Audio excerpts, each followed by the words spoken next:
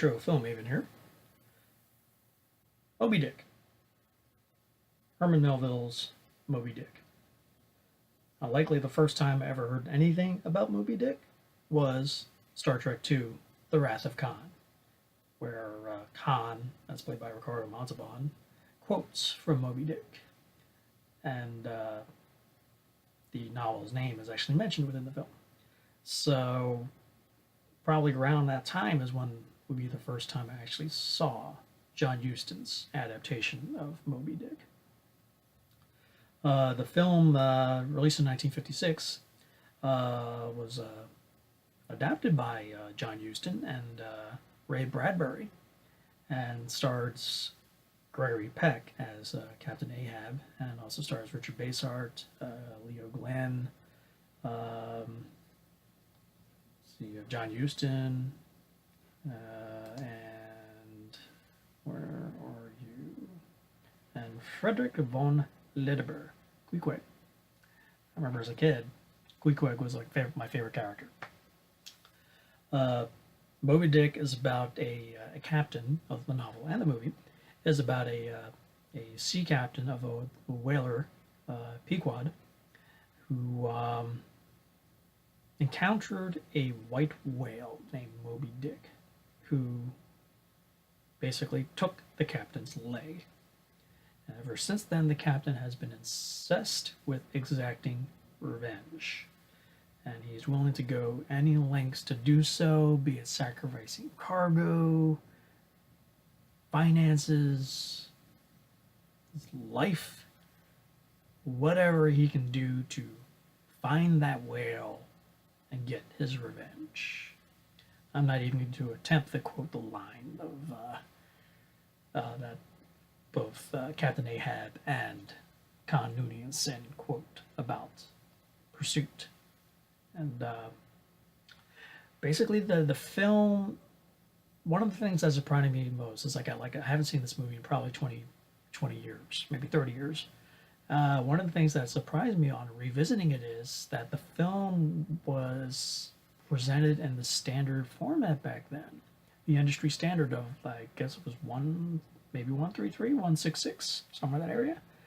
And I was rather surprised considering the location of where the film was taking place, that John Huston didn't decide not to shoot in CinemaScope.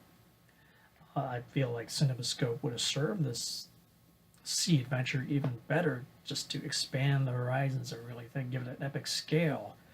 That especially the moments that take place at sea, just the grand vista of seeing all this on the widescreen. It's fine, like in the 133 standard, but it felt like I wanted to see it expanded and opened up. But and I felt that's one of the things that really for me stood out the most, was that that's the way he chose to shoot the film. Now the visual effects are excellent for its time, very convincing, a lot fantastic practical effects, model work, and it's like Moby Dick the whale looks really, really cool. And the instances where you literally see Captain Ahab riding the whale is like, I'm sure that must have been a sight to behold when they were shooting it. Now, the film itself, like I said, when I saw it as a kid, I thought it dragged. I was just waiting for them to get out to the ocean, start hunting the whale. And that doesn't happen until about almost halfway through the film. But recently, probably in the last few years, Ron Howard adapted In the Heart of the Sea, which was a recounting of the events which inspired Melville to write Moby Dick. So in a way, In the Heart of the Sea kind of serves as a modern remake of those events. And it just makes me wonder, just imagine how Moby Dick 1956 would have been if they were able to utilize the technology of today. Probably would have been pretty damn impressive. Not even using the CGI, but just the practical effects. And like I said, I missed that widescreen vista that could have been utilized. Uh, the film itself, it's interesting how Ahab, as people talk about, is supposed to be just like this crazed, obsessed person who has an obsession for revenge. But watching Peck, fantastic actor, uh, it just seems like the character isn't as crazy as you're being told and led to believe. Sure, he seems like a very stern captain, but it's not like he says he compensates his crew, or at least he says he's going to. It's not like he's doing things that are just gonna ruin them. He has the respect of the crew. It's um, just like certain people like Starbuck who starts to question what his motives are and just how far he's willing to go, to the point where he considers mutiny. But I have not seen, or at least I barely remember, the miniseries Moby Dick, which starred Patrick Stewart. So I can't really compare Stewart's Ahab to Peck's Ahab. But way for me, Peck's Ahab doesn't come off as this crazed man. He's just a very stern captain who's on a mission, and and does he accomplish it? In a way, yes, but at what cost? Uh, Quite a bit.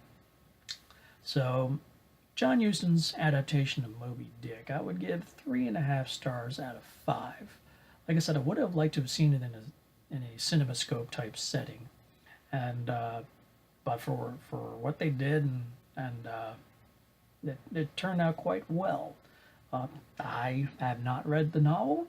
I don't know if I ever will, so I can't speak to how close it is of an adaptation.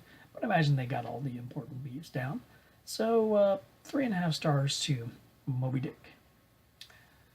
So have you seen Moby Dick?